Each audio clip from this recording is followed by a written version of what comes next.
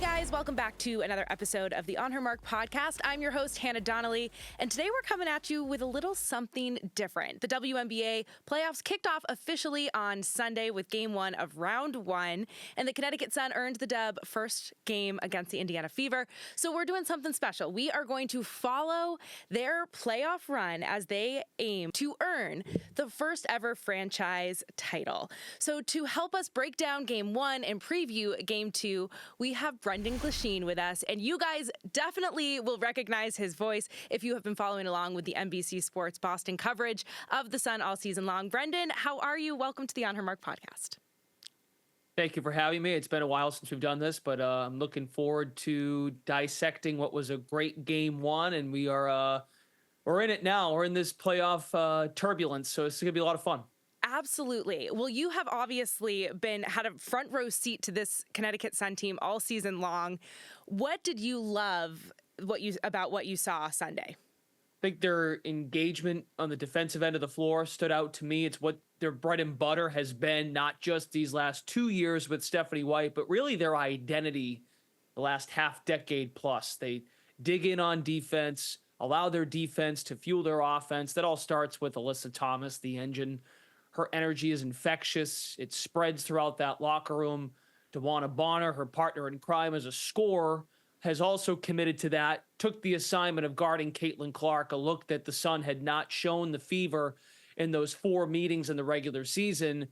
And then seeing the next wave come up in this organization with Dejanay Carrington, they add Veronica Burton. Those are 2 players that were known for their defense in college, and they've brought that into their pro careers, still in those beginning stages of their pro careers. And shouldn't forget Brianna Jones, how she holds down the fort. And of course, Marina Mabrey, the X factor really as a scorer off the bench. A little bit of everything we saw, Hannah, on Sunday that they put it all together. And if they are going to do that consistently, which is a big ask, right, for a playoff run, but if you can do that most nights, they're a dangerous team. So a lot of things we got to tap into there. First, Marina Mabrey coming off the bench, 27 points, setting a WNBA record for most points from a bench player. We have been they got Marina during the Olympic break, right? Halfway through the season. I think a lot of people in the first couple games were like, was this a good get? Like, how is this going to work? And now we're seeing it click. Even Stephanie White after the game was like, this was why Marina is here. How have you seen, you have obviously seen kind of them try to put all these pieces together. What worked for Marina on Sunday? So her shot making coming off ball screens is very exceptional. I think NBA, WNBA, any level of basketball, we get obsessed with just range, which is great. Like, I'm not taking away from those highlights. That's why we go to the TV and we watch games. But the way Marina Mabrey comes around ball screens and uses them to so effectively to create space to shoot the ball is awfully impressive. What also stands out, and the bench part is so important because 3 years ago was the last time she was coming off the bench. Mm-hmm. She's earned her way to this point in her career. She was in Dallas. She was in Chicago. She was a second-round pick going back years ago by the LA Sparks, and she was on that Arike Agumbawale, Jackie Young, Notre Dame championship team. Kind of an afterthought. She was but the missing ingredient to a championship core at Notre Dame. But also what I think folks underestimated, I underestimated in watching her play, because she's played with good point guards in her career previously, she is an excellent facilitator and allows the Sun, when they get out and run, they're in the half-court set, somebody else can handle the ball, organize the offense, and stay in their system. So you have a ball handler, you have a dynamite shooter, which they've needed desperately these last couple of years to complement DeWanna Bonner and Carrington and Ty Harris. She's been everything, and that's why they said we're going to trade these chips in to capitalize on the window. Very similar to what we see with those Boston Celtics. It felt a lot very similar to what they did when they went and got a Holiday or a Porzingis, like that kind of move by the Sun in July. Very similar, just to give a comp for folks. Well, and I think it's also, a lot of credit to Stephanie White for knowing what the team needed and trusting that they would get to where they needed to go. And the WNBA, like most leagues, right? It's all about peaking at the right time. So it's all working at the right time here. You bring up defense, and defense, as you said, is the bread and butter for this Connecticut team. Dejanay Carrington is a lights out defender. That's what she stands on. But I was expecting her to be up against Caitlin Clark on Sunday, and then Stephanie White making the decision to put DB there. DB, 15 years in her career. I mean, you rarely see a 15-year vet up against a rookie of that sort.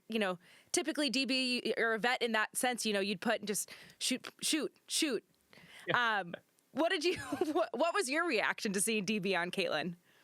I thought that comment by Stephanie after the game was also hysterical. Like, typically players at this point in their career, they're just, I'm going to go camp out in the corner and just, you get me the ball and I'll shoot it and hopefully make 40% and I keep my job. If you remember, Hannah, when the Sun did the TD Garden game in Boston, that was when DeWanna Bonner came off the bench for the first time in a decade. Right. So it just proves that DeWanna's up for whatever to make this work and to go get a championship. And it turns out the Sun playing the Fever in the regular season, 3 of those 4 meetings they played head-to-head, well, 3 of them were before the break. And we know that the Indiana Fever have turned into a well-oiled machine. The way Caitlin Clark has initiated pace, she's got more familiarity with her personnel, and that's a credit to Aaliyah Boston, Fagbenle in terms of the rim-rolling bigs, and Alyssa Smith, and Kelsey Mitchell has just been dynamite. So I think what the Sun thought was, all right, we have to throw different looks at Caitlin Clark because she's processing the game so well. We have to make it uncomfortable as possible, so that she can't make an adjustment just when she thinks she has an idea of how to get by DeWanna. Oh, here comes Veronica Burton. Okay, I know how I have to go against Burton. They faced each other in college, Northwestern Iowa. Oh, but here comes Carrington. So mixing looks is something that they've looked at all year, no matter who the team is. And Caitlin's at this point now with Caitlin Clark, only not even a year finished yet in her career. She's one of those players now in terms of her facilitation and in terms of her offensive game, whether it be shooting or getting to the basket. You got to just try to contain her. And I thought Clark actually had some pretty good looks on Sunday. And the Sun, I think we're not lucky because I think their defense was really good. They wore her down. But Indiana's going to come ready to go, I think, on Wednesday. Definitely. And so do you think, let's talk about that, because do you think that it was Connecticut's defense that shut down Caitlin, or do you think it was a combination of the defense and her unfamiliarity with WNBA playoff basketball? Yeah, I don't think so much that, because Caitlin, Aaliyah Boston, these players have played in big games. Going back 2 years for Aaliyah and just this past spring for Clark. Clark's been in crazy environments, as we know, all year. She's the wave of fans coming to games now. I really don't think it phases them. Now, the actual basketball in between the lines, I think Connecticut frustrated them. Indiana didn't play all that well, and they only trailed by 8 at some point, I think, in the third, though they went down more, then they cut it to 8 again, and then the floodgates opened for Connecticut. No, I think the Sun deserve A+ remarks for their defense. I just think there were some moments, and this is a credit to Indiana and how Christy Sides has learned her personnel too. They got some looks because they're fast. Kelsey Mitchell is lightning fast. I think you give them full remarks as far as how they handled their stuff. So we go into tomorrow. Indiana's going to come out guns a-blazing, right? Like, they are ready. If their shots drop, it's a different game. What does Connecticut have to do? What are the keys to earn the W tomorrow night? Big key to the game to me is they have to continue to value the ball. And what that means is say the shots are going down for Indiana. That means you're taking the ball out of bounds, and your attention to detail offensively, your execution on the offensive end of the floor becomes that more important, so that Indiana can't get out and run. They get out and run. Now, a couple days rest for both teams. I think that really helps Connecticut as well, because Indiana being a younger team, I think they would rather almost play I think the Fever probably wish they were playing Tuesday as opposed to Wednesday. Another day for Connecticut to kind of get the legs rested. You're in your building. I just, the shots are going to be there at points for Clark and Mitchell and Lexi Hull. But can you continue to at least contest the 3-point line? And offensively, look, the reason why they went out and got Mabrey too was you had 6 players, including Mabrey now, that averaged double figures all year. So can somebody else pick up the scoring load? And that's what makes you a tough guard. You might not get as many points out on the break. You know, on the season, Connecticut averages like 19 points a game, points off turnovers. And that's great in the regular season. You get into playoff time and you're playing better teams. And I realize Indiana's not as experienced. But when the possessions matter more, each trip down, you're not getting many cheap points. And they had their cheap points, and that's a credit to their defense. I'm not taking credit away from them. But I think Indiana's attention to detail as far as their offensive game, if the Sun don't get as many opportunities to run, it makes their offensive execution in the half court very, very important. I expect Brianna Jones to have a big impact in this game, and they'll try to make it so that they get Aaliyah Boston in some foul trouble. She's struggled with that this year. And I think they're going to try and get Jones going. Just as a different look on the offensive end. We talk about the defensive looks and how they changed it up. I would be on the lookout for Brianna Jones because she was on a big tear there before the end of the regular season. And then the Sun had a little slide with Minnesota, the Vegas game. Jones is right. She's got that Achilles healed up. I would look out for Brianna Jones, I think, in game number 2. I think that's so important, especially when you look at Aaliyah Boston, and foul trouble is something that she struggles with. And I think you could tell that Christy Sides was concerned about that in just the first couple minutes of Sunday's game, challenging the call on Aaliyah Boston to move it over to Lexi, which, you know, I mean, Lexi also can get in some foul trouble if you're looking at that, you know, down the road in the game. And so, you know, Christy Sides making the decision there that it's more important to keep Boston in the game. So I think you make a great point there of that Brianna Jones has big potential for tomorrow night. Look, the Fever, they're a fun story because of how they've turned it around, and it's good for the league that a young star like Clark, and I'm sure they were hoping that Reese would get in the playoffs, and Cameron Brink and the Sparks were better. The one thing though about that team that it's year one. It's year one in Kelsey Mitchell, who is a dynamite player at Ohio State, finally in the playoffs for the first time. Like, they are still a super young team, but they're not. What you're noticing with the league is when there's 12 teams and you have your teams where continuity matters. So your Vegas Aces, your Liberty in year 2, which matters, year 1 to year 2. Connecticut over the years, Minnesota. Even though they changed most of their roster, you still have Collier, you still have McBride. Your star and your head coach, they've been together for a while. I bring those things up because connectivity on the defensive end of the floor at this point in the year matters so much. And the Fever have some deficiencies, I think, defensively. They want to win a game where they score 90 and you only score 85. Like, that's their path. And they allowed 93, but they only scored 60, whatever it was, the other day. So, like, they want to play an up and down game, but if the shots aren't falling, and Connecticut can beat you that way too. So I'm fascinated by Wednesday. I think they're going to give them a game just because I think that they're talented. They're too talented, I think, to not. Now, if it doesn't go well early, who knows? But look, I think the Sun have taken this a little personal. It's the classic Connecticut. They get counted out, I think. It was I think the most upsets picked in the first round was in this series. So they're used to this. Like, folks don't think that they're and look, they've been to the semis 5 straight years and they come up a little bit short. Mabrey changes the game though for me. Absolutely. And I think that there is something, like you said, Connecticut, people count them out so often. And I think they've always had this a chip on their shoulder about that. Yep. I think that coming back from the Olympics, the gold medal, Alyssa Thomas, her first time with USA basketball in a little while, she definitely, there's a little more fire to her now. than there was before. And I think that the team feels that. And I think everyone wants to win a championship. And I think a lot of the team wants to win a championship for Alyssa Thomas. And I think that shows, and you can see it in their relentless effort. So I'm excited again for game 2, just like you are.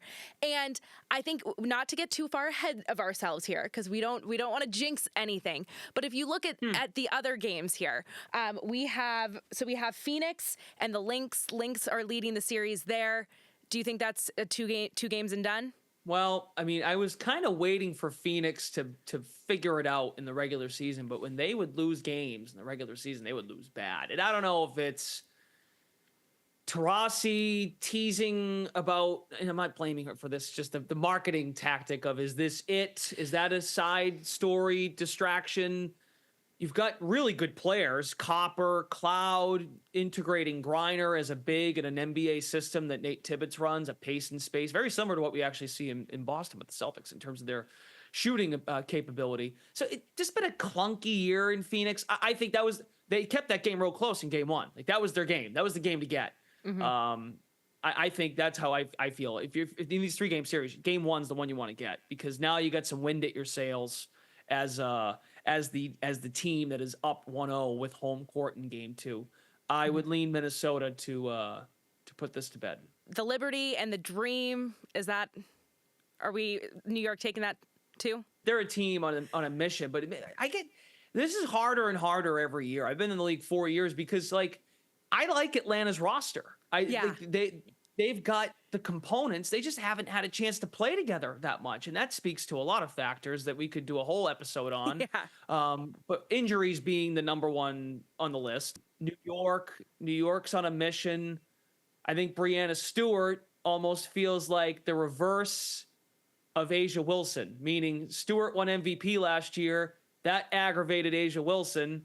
Aces go to the championship. This year, A'ja, rightfully so, unanimous MVP, not taking it away from her. I'm just saying, I think Breanna Stewart, if she's creating any fuel up there, it's, oh, you all forgot about me. Asia's great, but I'm great too.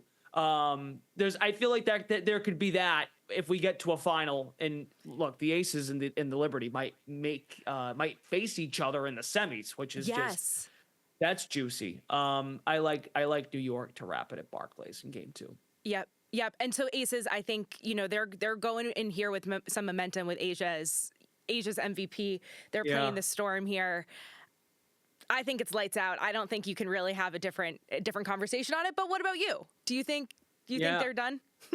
Again, like, continuity in these, especially in these big moments, and they're veteran players. So Diggins Smith, NECA, champions, gold medals. Like, I get it, but like, that Aces team is so connected no matter the situation, down, up, injured, not injured, foul trouble, no foul trouble.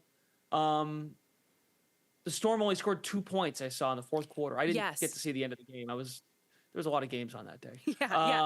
But they kept them to 2 points. Yeah, I think Seattle will give them a game because I respect their experience too much.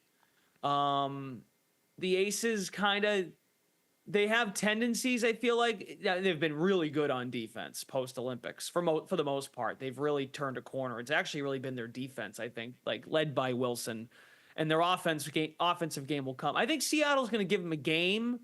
They'll hang in there, and that should probably be what it is, a 4-5 matchup. I think Seattle gives them a game, but if it's close late, I'm taking A'ja Wilson, and Jewel Lloyd might make me regret that. But are these all going to be 2-game sweeps? I don't know. I know. That's what I did. That's I just said that, didn't I? That's the thing about this league, though, and I think you say it exactly, is you've been in the league 4 years, and you see that the growth of this, and any team can win at any point. You really never know. All of the everything can be lined up for a team to find success, and one thing can change because there are good players on every team. So I think it's only time will tell, but it's a fun time to be a WNBA fan, that's for sure. And the last thing I'll say about Connecticut, as far as Wednesday is concerned, And as a fan now at home, like the rest of you, and not calling the games, I get to yell at the TV like everybody else. Yeah. They've had to go to a game 3 in the first round the last 2 years. They went to Dallas 2 years ago, and then last year they went to Minnesota for deciding game 3s after winning game 1. They remember that, and I think that's where it's like, is this year different? So do not introduce the idea of going to Gainbridge Fieldhouse, because of all 3 places, I think they've actually just naturally gotten tougher. Dallas, then you go Minnesota, they have great fans. Target Center does a great job in terms of their game day presentation. Gainbridge Fieldhouse, Caitlin Clark's first ever home playoff game. I mean, I don't need to tell you anymore. Like, that environment Friday is going to be a zoo. Absolutely. So it was a zoo at Uncasville Sunday with Clark fans. it was. So you go to Cambridge and game over. Yeah, I think and by the way, I would just say too, the Sun, the crowds have been fantastic all year. They've done a fantastic job. I think once the team, and they've been good historically, it's just, I feel like this year was different when they started undefeated for as long as they did. I think folks thought, oh, this might be a different year. And to think back now, they didn't even have Mabrey yet, and they were undefeated the way they were playing.